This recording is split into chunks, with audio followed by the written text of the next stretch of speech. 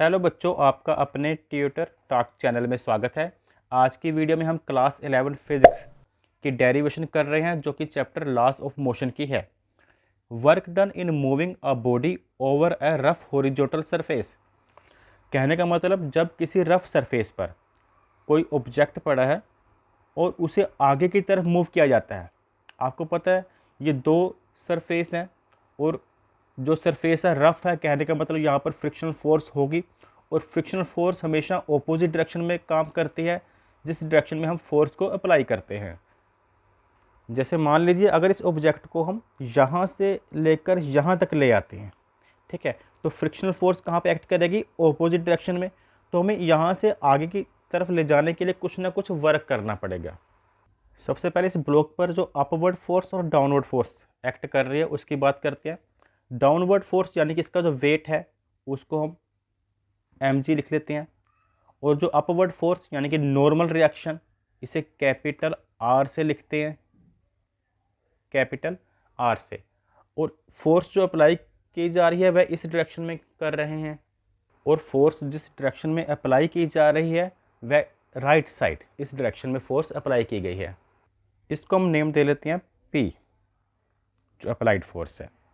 और जो friction force है वह ऑपोजिट डायरेक्शन में काम करेगी इन दोनों के सरफेस के बीच, और इस फोर्स को हम कैपिटल FR से डिनोट कर देते हैं।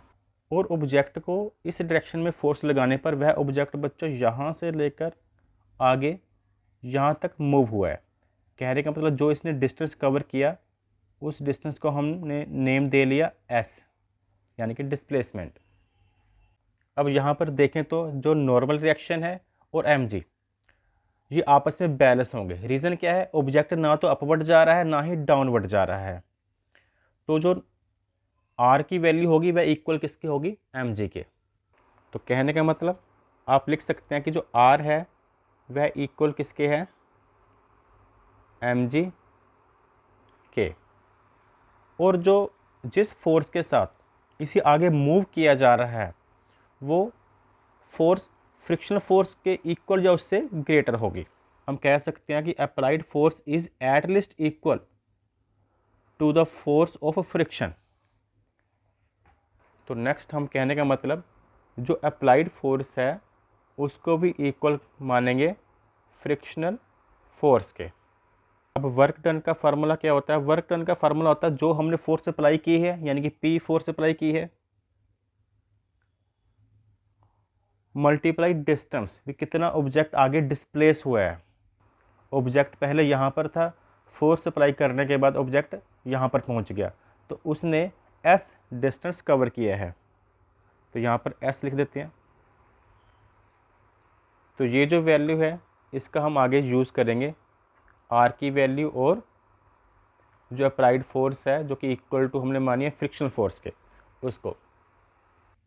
तो यहाँ पर बच्चों हम P की जगह पे क्या लिख सकते हैं? तो यहाँ पर बच्चों P की जगह पर हम क्या लिखेंगे? FR फ्रिक्शनल फोर्स, और मल्टीप्लाई S मीन्स डिस्प्लेसमेंट। अब फ्रिक्शनल फोर्स का क्या फॉर्मूला होता है? वो होता है म्यू R। म्यू यहाँ पर होगा कोफिशिएंट ऑफ काइनेटिक फ्रिक्शन।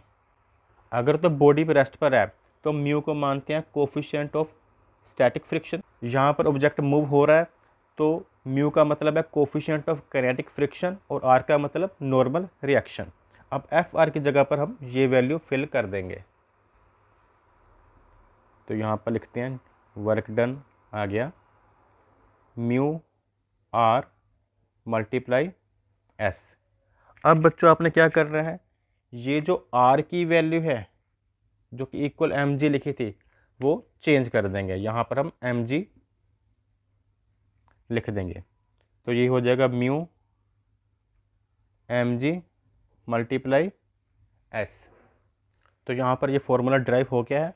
अगर आप चाहो तो म्यू के साथ k भी डाल सकते हो, क्योंकि ये होता है कोफिशिएंट ऑफ काइनेटिक फ्रिक्शन। तो यहाँ पर मैं k डाल देता हूँ। तो ये बच्चों आपका फॉर्मूला ड्राइव हो गया। अगर आपको यह वीडियो पसंद आई हो तो वीडियो को लाइक और चैनल को सब्सक्राइब करें। Thanks for watching.